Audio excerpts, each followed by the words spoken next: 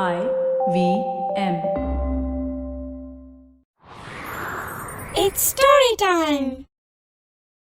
தனக்கு வரும்போதுதான் ஒரு துன்பம் எவ்வளவு கடுமையானதுங்கிறத ஒரு வியாபாரி எப்படி புரிஞ்சுக்கிட்டாருன்னு இந்த கதையில பார்க்கலாம்.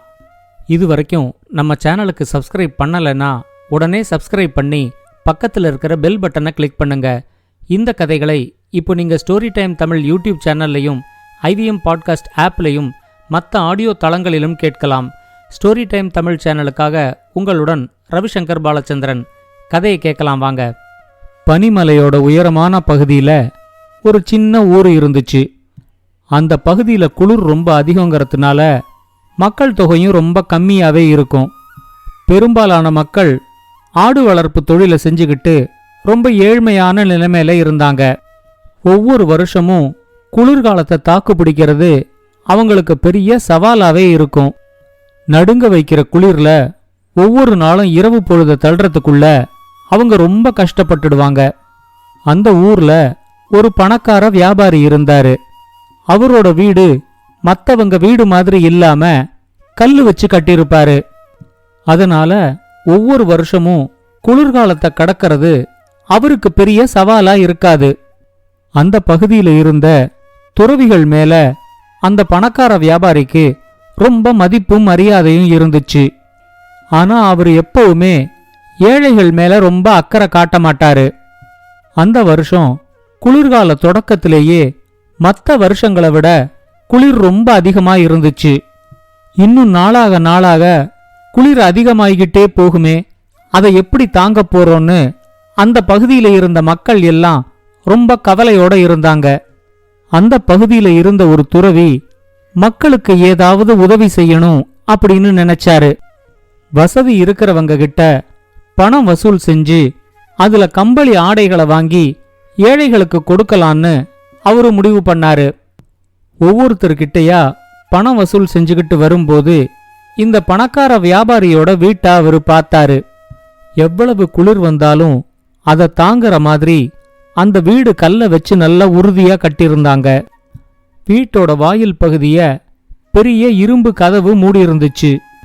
வீட்டை பார்த்தாலே இவர் பெரிய பணக்காரருங்கிறது தெரியுது.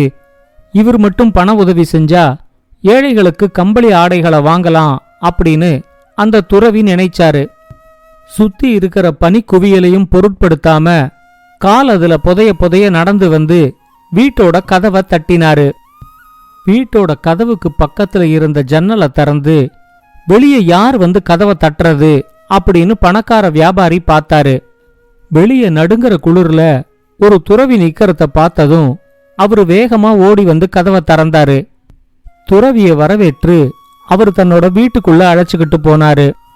அந்த வீடு முழுக்க தரையில கனமான கம்பளம் விரிச்சிருந்தாங்க. அதனால கால்களுக்கு குளிர் தெரியல. வீட்டுக்குள்ள ஒரு கணப்பு அடுப்பு வேற எரிஞ்சுக்கிட்டு இருந்துச்சு. அதனால வீடே ரொம்ப கதகதப்பா இருந்துச்சு. அங்க ஒரு வசதியான இடத்துல துறவிய உட்கார வச்சு துறவி குடிக்கிறதுக்கு சூடான தேநீரையும் கொடுத்தாரு. துறவி அந்த தேநீரை குடிச்சு குளிர்லேருந்து கொஞ்சம் இயல்பு நிலைக்கு திரும்புற வரைக்கும் அந்த பணக்கார வியாபாரி காத்துக்கிட்டு இருந்தாரு. அதுக்கப்புறமா அவரு தன்னை தேடி வந்த காரணத்தை பத்தி துறவி கிட்ட கேட்டாரு. துறவி சொன்னாரு, உங்களுக்கே தெரியும், மற்ற எல்லா வருஷங்களை விடவும் இந்த வருஷம் குளிர் ரொம்ப அதிகமாயிருக்கு. எலும்பு வரைக்கும் போகிற அளவுக்கு அவ்வளவு குளிருது. வீடில்லாத ஏழை மக்களால இந்த குளிரை தாங்க முடியல.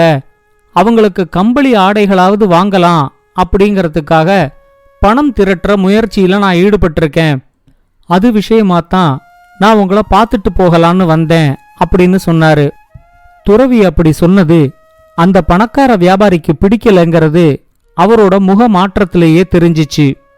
அவரு துறவி கிட்ட, இந்த பனிமலையில இருக்கிற மக்கள் இந்த குளிருக்கெல்லாம் பழகினவங்க தானே, இந்த வருஷம் மட்டும் என்ன புதுசா அப்படின்னு கேட்டாரு. உடனே துறவியும், அவங்க குளிருக்கு பழகிருந்தாலும் நம்மால முடிஞ்ச உதவியை நாம அவங்களுக்கு செஞ்சுதானே ஆகணும் அப்படின்னு கேட்டாரு. இந்த விவாதத்தை வளர்த்த விரும்பாத அந்த பணக்கார வியாபாரி துறவி கிட்ட சொன்னாரு, நான் உதவின்னு ஏதாவது ஒன்று செஞ்சா அதை பெரிய அளவில் செய்யறதுக்கு விரும்புறேன். அதனால இப்போ உங்களுக்கு கொடுக்கறதுக்கு என்கிட்ட ஒன்றும் இல்லை, என்ன மன்னிச்சிருங்க அப்படின்னு சொன்னாரு. அதுக்கு மேல எதுவும் பேசாம அந்த துறவி அங்கேருந்து ஏமாற்றத்தோட கிளம்பினாரு. வீட்டுக்குள்ள கணப்படுப்பும் குளிர் தெரியாம காலுக்கு அடியில பெரிய கம்பளமும் இருக்கும்போது அந்த பணக்கார வியாபாரிக்கு குளிரை பத்தி என்ன கவலை அப்படின்னு துறவி நினைச்சாரு. இது நடந்து 2-3 நாள்லயே குளிர் ரொம்ப அதிகமாயிடுச்சு. அந்த பக்கமா வரும்போது மறுபடியும் அந்த பணக்கார வியாபாரியோட வீட்டு கதவை துறவி தட்டினாரு. ஜன்னலை திறந்து பார்த்த பணக்கார வியாபாரி அன்னிக்கு பணம் கேட்டு வந்த துறவி மறுபடியும் வந்து நிக்கிறத கவனிச்சாரு. அவருக்குத்தான் பணம் இல்லைன்னு அன்னைக்கே சொல்லியாச்சே, இன்னைக்கு வேற எதுக்கோ வந்திருக்காரு அப்படின்னு நினைச்சு அந்த பணக்கார வியாபாரி வந்து கதவை திறந்தாரு. அவர்கிட்ட துறவி, இந்த பக்கமா நான் போய்கிட்டு இருந்தேன், அன்னைக்கு உங்க வீட்டுக்கு வந்தப்போ நீங்க அன்பா உபசரிச்சது ஞாபகத்துக்கு வந்துச்சு, அதனாலதான் உங்களை பார்த்துட்டு போகலான்னு வந்தேன் அப்படின்னு சொன்னாரு. உடனே வியாபாரி அவர்கிட்ட, உங்க அன்புக்கு ரொம்ப நன்றி, வெளியே ரொம்ப குளிரா இருக்கும், வீட்டுக்கு உள்ள வாங்க அப்படின்னு கூப்பிட்டாரு. ஆனா துறவி வீட்டுக்குள்ள நுழையாம வீட்டு கதவுக்கு வெளியவே நின்னு பேசிக்கிட்டு இருந்தாரு. இல்ல இல்ல, நான் ரொம்ப அவசர வேலையா போய்கிட்டு இருக்கிறேன், இன்னொரு நாளைக்கு நான் உங்க வீட்டுக்கு வரேன், உங்க வீட்டுல எல்லாரும் எப்படி இருக்காங்க, நலமா இருக்காங்களா அப்படின்னு துறவி அங்கேயே நின்னு கேட்டாரு. எல்லாரும் நலமா இருக்காங்கன்னு சொல்லும் போதே வியாபாரிக்கு குளிர் தாங்காம அவரோட உடைகளை இறுக்கிக்கிட்டாரு. வியாபாரியால அந்த குளிரை தாங்க முடியலங்கிறத துறவி உடனே புரிஞ்சுக்கிட்டாரு. ஆனாலும் உடனே அங்கேருந்து கிளம்பாம கொஞ்ச நேரத்துக்கு அந்த வியாபாரியோட பேச்சு கொடுத்து, உங்க வியாபாரம் எல்லாம் எப்படி போய்கிட்டு இருக்கு, நல்லா போய்கிட்டு இருக்குன்னு நினைக்கிறேன் அப்படின்னு சொல்லி பேச்ச தொடர்ந்தாரு. துறவிக்கு குளிர்லயே இருந்து பழகினதுனால அந்த குளிரை அவரால் தாங்கிக்கிட்டு அங்க நின்னுகிட்டு பேசிக்கிட்டு இருக்க முடிஞ்சிச்சு. ஆனா பணக்கார வியாபாரியால கொஞ்ச நேரத்துக்கு கூட அந்த குளிரை தாங்க முடியல. அப்பதான் அந்த பணக்கார வியாபாரிக்கும் ஒரு உண்மை புரிஞ்சிச்சு. 2 நிமிஷத்துக்கு கூட இந்த குளிரை நம்மால தாங்க முடியலையே, ராத்திரி பூரா ஏழை மக்கள் எவ்வளவு கஷ்டப்படுவாங்க அப்படிங்கறத அவரு புரிஞ்சுக்கிட்டாரு. அன்னிக்கு அந்த துறவி ஏழை மக்களுக்கு கம்பளி வாங்கணும்னு வந்து பண உதவி கேட்டப்போ, நம்ம ஊர் மக்கள் இந்த குளிருக்கெல்லாம் பழகினவங்க தானே அப்படின்னு ரொம்ப அலட்சியமா சொன்னதும் அவருக்கு ஞாபகத்துக்கு வந்துச்சு. அப்படி பார்த்தா தானும் இதே ஊர்ல தான் பிறந்து வளர்ந்துருக்கோம், இந்த குளிரை நம்மளால தாங்க முடியலையேன்னு வியாபாரி யோசிச்சாரு.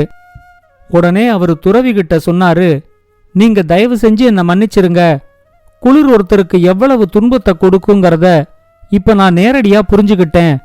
நானும் இதே ஊர்ல பிறந்து வளர்ந்திருந்தாலும் இந்த குளிரை என்னால இப்ப தாங்கவே முடியல. இந்த ஊர்ல இருக்கிற ஏழை மக்களுக்கும் இதே அளவுக்கு தானே குளிரும், உதவின்னு ஏதாவது ஒன்னு செஞ்சா அத பெரிய அளவுல செய்யணும் அப்படின்னு சொல்லி அன்னைக்கு உங்களுக்கு பணம் எதுவும் கொடுக்காம நான் அனுப்பிட்டேன்.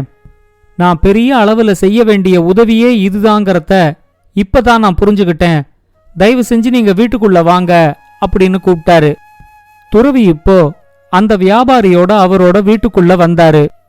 அந்த ஊர்ல இருக்கிற எல்லா மக்களுக்கும் கம்பளி ஆடைகள் வாங்குற அளவுக்கு பணத்தை அந்த வியாபாரி துறவி கிட்ட கொடுத்தாரு. அந்த பணக்காரர் செஞ்ச இந்த உதவியினால அந்த வருஷம் மட்டும் இல்லாம அடுத்து வந்த சில வருஷங்களுக்கும் அந்த ஊர்ல யாருமே குளிர்னால கஷ்டப்படல. இந்த கதையை பத்தின உங்களோட கருத்துக்களை ஸ்டோரி டைம் தமிழ் யூடியூப் சேனல்லையும் பாட்காஸ்ட்லையும் பின்னூட்டத்துல கமெண்ட்ஸா பதிவு பண்ணுங்க. இது மாதிரி பல பாட்காஸ்டுகளை கேட்க ivmpodcast.com இணையதளத்துக்கு வாங்க, இல்ல IVM பாட்காஸ்ட் ஆப்பை டவுன்லோட் பண்ணுங்க. இந்த கதை உங்களுக்கு பிடிச்சிருந்தா லைக் பண்ணுங்க, கமெண்ட் பண்ணுங்க, ஷேர் பண்ணுங்க. மறக்காம ஸ்டோரி டைம் தமிழ் சேனலை சப்ஸ்கிரைப் பண்ணுங்க. அப்படியே பக்கத்துல இருக்க அந்த பெல் ஐகானை கிளிக் பண்ணுங்க.